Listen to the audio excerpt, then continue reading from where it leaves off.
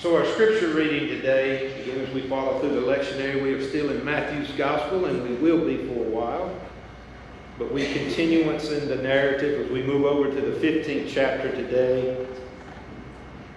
And I would have liked to read 1 through 28, but for the brevity of time, I won't read the entirety, but I'll go back and pick up what was in the lectionary so that we'll pick up the reading at verse 10. But that I came back off of my time out, and I know that the last 2 Sundays I preached a little long. Y'all, it's okay to admit it. They train you to do otherwise. In fact, they train you to try to keep it around 10 minutes. I can't do that. I think I have managed some 15. I'm forced to do the 15 on the radio.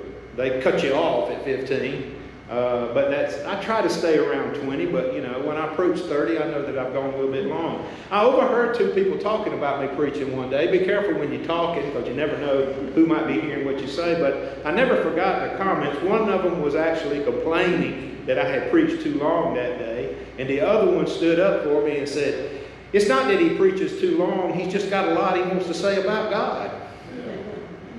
I appreciate that. I never forgot that. So the latter is true. I go long because I do have a lot I want to say. But that, again, as we go forth and try to draw something new out of the old. Amen. I love to tell the story. I also love to listen to it. I listen to a lot more preaching than you might imagine. So during the week, I have several different preachers that I can go and access or listen to on the radio or hear on the internet. And I do listen to a lot of preaching as well. So I wanted to just kind of paraphrase, read through some of these verses today, a little different than we normally do. That might save us a little time. So at verse 10, that we now reflect also, we had Jesus feed the 5,000, that they sought to make him a king. Then he abandoned and took the disciples and prayed them forth into a storm out on the Sea of Galilee, and then walked upon the water, that they then realized he's more than a king. He in fact was the Son of God. He is God. But as he tries to transform these disciples, again, Matthew was a disciple of Jesus, and so he's given us the narrative from his perspective as he shares the story with his own people, those of the Hebrews. So keeping all that in context, let's pick up the reading now, verse 3. And Jesus called the multitude, and he said unto them, hear and understand. Old folks said, but that if we could just hear it, that we would understand, right? Not that which goes into the mouth makes a person unclean. But that's what we hold in the context of physical, right? I mean, you can ingest dirt, but dirt don't hurt. I put my share of dirt in my mouth growing up, and that 5-second rule, I'm good with that. Sometimes a 10-second rule if nobody's looking, right? It's okay. A little dirt, a little gravel won't ever hurt you. But again, the concept that he's speaking of physical things, but he's revealing something that's spiritual. So that he holds out first the practical, right? But he says it's not what you put in your mouth that makes a person unclean. And again, we hold in context of how the Jews discerned that God had declared in and through Moses, given them specific terms of what God said is clean and what God says and commands is unclean. Inside of their culture, they held these laws of what they could do and what they could not do based on clean and unclean. And their desire, of course, was to be unclean. No, but they strive to keep the commandments of God that they might be clean. And that is what brought this to the conversation, because the religious rule had come and confronted Jesus concerning, they brought accusation. They always try to find fault, right? Anytime that you brought into the light of your own shortcomings, this is the tendency of human beings. We look and point at what others are doing wrong to divert the attention away from our own selves. Nobody likes to be drawn out and called that we are hypocrites. That we say one thing, but then do another. And that's exactly what Jesus had did to those religious rulers. He had called them out in that they had brought accusation against his fledgling disciples that they did not observe a ritual of the Jew by introducing their hands underwater, not really for the purpose of cleaning, but it was just a ritual act before they ate.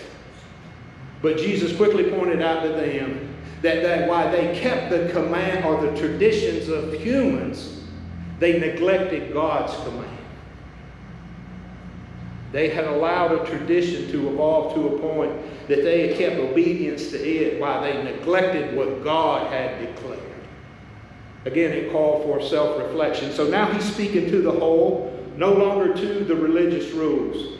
And he declares it's not what you put in your mouth that makes you unclean, folks, but it's what comes out of your mouth that makes you unclean.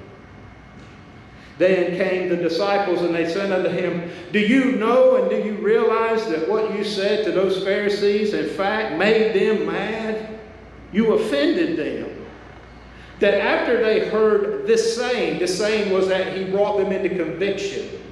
In what? He called them hypocrites. Then he quotes Isaiah. Jesus says that he well prophesies of you, because you are the people who draw near unto me, that is God, with your mouth, and you honor me only with your lips, but your heart is yet so far away from me. These are the very words that Isaiah had pronounced to the nation of Israel back in the day, but that they had forsaken God and turned to idol worship. Jesus said these now apply to you. For therein in vain repetition and tradition they do go forth to worship me, but they teach for doctrines the commandments of men, and forsake the things that God had commanded. There's a lot of application for that word, especially inside a church, but we won't go into that. But that Jesus then says in reflection that they brought out the fact that he had offended these Pharisees. He then says every plant, again this is in a parable type situation, in reference to those religious rules, as a plant, every plant which my heavenly Father has not planted, that is the impostor, that is the tare among the wheat, every plant that has not been planted of my Father shall be rooted up. He puts the responsibility of cleaning house not upon the disciples, but he lays it at the feet of God. He said, God will take care of this problem. There is those who are among us as sheep, but yet they are wolves. But don't take offense therein of yourselves, but just know that God knows for certain and makes rightful judgment, so we'll allow that to God. So what are we to do? What does he then command the disciples to do? Let them alone. Just leave them alone. Because in fact they are blind leaders of the blind. And if the blind lead the blind, shall they both fall into the pit, the ditch. Their destiny is certain. But that they have chosen to be blind, rather than allow themselves to be spoken unto of the truth. Then answered Peter, here we go. Here goes our favorite disciple again, right? Then answered Peter, he says to Jesus, hey, explain that to us one more time so that we can understand fully. And now listen, that Jesus chastens him. Are you also yet without understanding? Peter, how long? How much? Think about all Peter had already experienced with God. This is the Peter who walked on water the other day. In the midst of the storm, Jesus called him out of the boat. He walked on the water. But that, again, go all the way back to the great catch of the fish for Peter. And that Jesus had healed his mother-in-law. All of the many miracles that he had observed. It's profound. But yet, he's still struggling to understand who Jesus is. Again, I appreciate Peter because we all live in that world, right? Who therein can fully understand. How can you understand? I can understand why someone would love God, but I can't explain to any of you why God would love us, but he does. I'm still without understanding. Do you not understand that whatsoever goes into your mouth, into the belly, then cast out into the trough? It's harmless. But those things which proceed out of your mouth come forth from your heart, and they are that which make you unclean. For out of the heart proceed those evil thoughts, murders, adulteries, fornication, thefts, false witness, blasphemies. These are the things which make a person unclean. But to eat with an unwashed hand, that doesn't make you unclean, Peter. Jesus clearly and squarely puts his finger on the problem. We talk about all the problems of the world. We talk about them in a reflective thought of how we try to affect them in the human cause of politics and military and economics and all this that we have to affect the situation, and yet we can have an effect. But the real problem, the root of the problem, in that these things continue. We solve one problem just to face the other. We're like the little Dutch boy trying to plug up the dike. The minute we stick our finger here, the water sprouts over there. We just continue to that. Ultimately, we just surrender to it. Because the problem, Jesus says, is a heart condition. The problem's inside of us. We can go about and fix the physical. If my tire's flat, I can change it, put the spare on. But what about the inside of me? When something's wrong inside of me, when I have a wrong thought, or that I conceive and do evil through the thoughts of my heart and the desires of what's inside of me. I can wash the outside, I can rub it raw, I can sterilize it and sanitize it till there ain't a germ on it, folk. But I can't reach inside and fix what's wrong there. I have an inability to fix what the real problem is. I can only whitewash the sepulcher. I can't make alive what's inside. Jesus said the problem lies within. Now we see the shift. I want you to see the shift because I've reminded you repeatedly inside of the narrative. These aren't just happen chances. These just aren't all of a sudden we're in this dialogue and then all of a sudden we move over here without purpose and meaning. Matthew is declaring unto us the kingship of the Lord Jesus Christ, for that who he really is and all that he is. Then Jesus went from this and he departed. He's making a move. Geographically, he's moving from where he was, and he moves out to a place of Tyre and Sidon that's out on the edge of the Mediterranean out there. It's out into the land, not of the Israelites, but of the Gentiles. We see him make moves outward routinely. That he didn't preach and bring ministry out of Jerusalem. He went to Capernaum. He wasn't born in Jerusalem. He was born in Bethlehem. He wasn't raised in the temple. He was raised in Nazareth. He steps out. He goes out into that place where you wouldn't find any Pharisees or scribes out there. He goes out to the coast of Tyre and Sidon. And there, look, who he encounters. But a woman of Canaan comes out to him. Now that's two problems right off the bat. Two problems right off the bat. She has no position with this in relationship to the Hebrews. She's not an Israelite. She's not a Jew. And she is a woman. She doesn't have any authority inside of the cultural complexity of that, or the superiority that they held men in, and the low esteem that they kept women in that day. She has no voice, particularly when it comes to the Messiah. But yet we see her encountering Jesus. She comes out to him. Matthew says that this is what happens. She comes out and she's crying unto him. And she reveals her problem. She begs for mercy. And she addresses him as Lord. And then she does something that no Gentile would have done. She gives him title, as she was one of the Hebrews, Son of David. Son of David. She gives him all right and title. This is what the scribes and the Pharisees had rejected of him. She gives him full right and title to who he says he is. Yet she's a nobody. And she comes unto him, and then here is the problem. My daughter is grievously vexed with the devil. My daughter is sickening up unto death. Now we see the heart of this Gentile woman revealed, but that she's a good mother. She cares and concern of her child, that the urgency around the thought that her child might die, and the heartbreak that would bring the urgency that she's seeking out the possibility of this Jesus whom she had obviously heard of, and his wonder-working power, that she presented herself and that cried unto him for mercy because she wants to preserve the life of her daughter. Her heart condition is all about the concern and the love that she has for one of her own. This is the nature of how mothers and fathers are supposed to be. Caring, concerning. What wouldn't you do to preserve the life of your child? Pull out all stops, willing to endure all humiliation.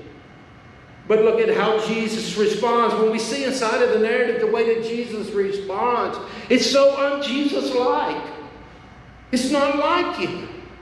He answered her not a word, as if to perhaps ignore her, as if he didn't hear what she was saying. Is that the Jesus that we've come to encounter and to know? But this is an odd behavior for him, because in fact, folks, we've seen the stage of the lesson was that he had presented to these disciples. The problem that lies within is your heart. And he's not just speaking in context of other people, but that they reflect upon their own heart. So he brings them to this place.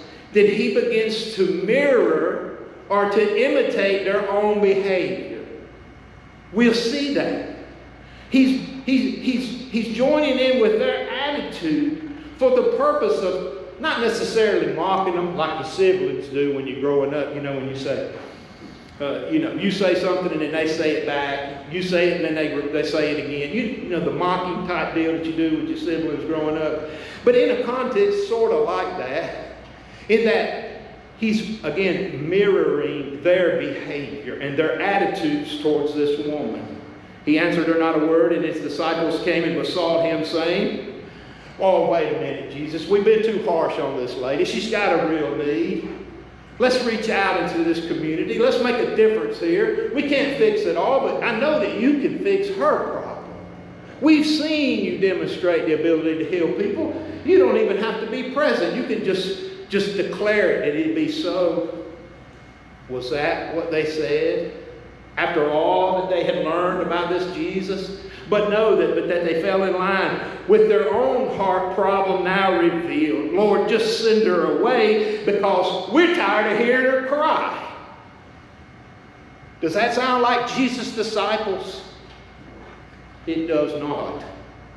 Is that the disciples that Jesus wants? No. But is that the disciples he now has? Yes. Now watch the move. Watch the move.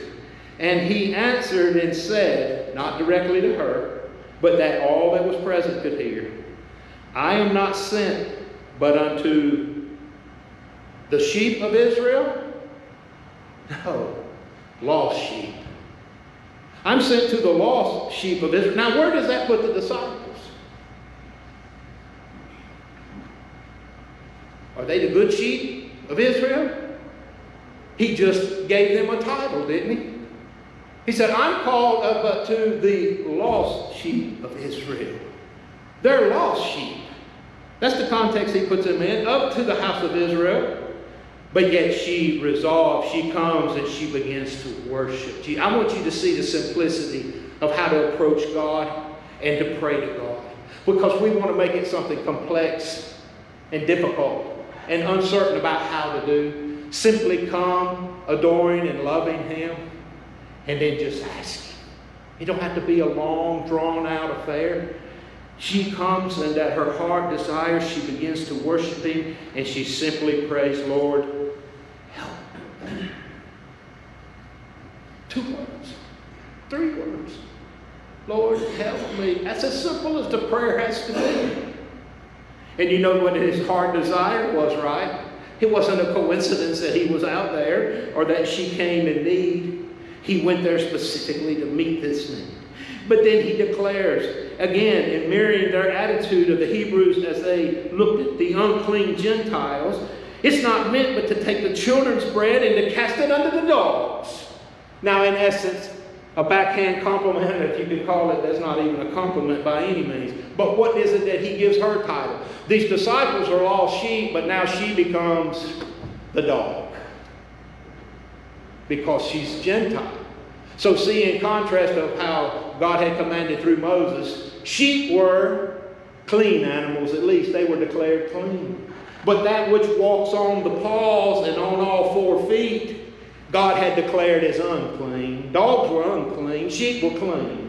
So the prideful attitude that had evolved in the piety of these disciples, even though they were just stinky old fishermen for the most part, or dirty, rotten scoundrel of a tax collectors as they were, they still held a self-pride about their heritage as Jews. We're better than they are.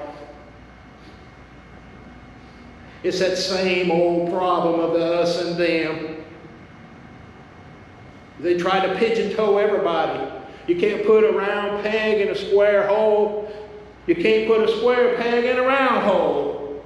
But that you either got to be one or the other to conform and to fit into the pattern that's been established. She don't fit the pattern, she's out. But Jesus has not brought them there to affirm their hate, but to bring them into the light. To reveal that within their own selves, it's not just the Pharisees and the scribes that have the heart problem, boys. You all got it too.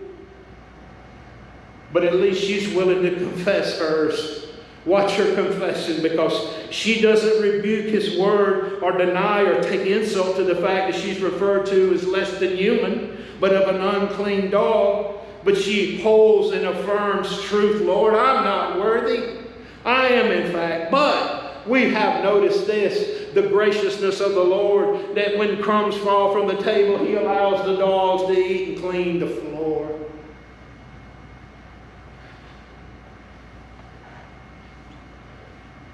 They may be worthy, Lord, and I'm not. But that your mercy will allow what they do not get, and what he's trying to exemplify to them and to us even today. We are all in the same boat. Lost sheep have no shepherd. Dogs, again, fend for themselves and are unclean. They each and all have their own attributes and good things, but they all find common ground. They have need. They have need of substance.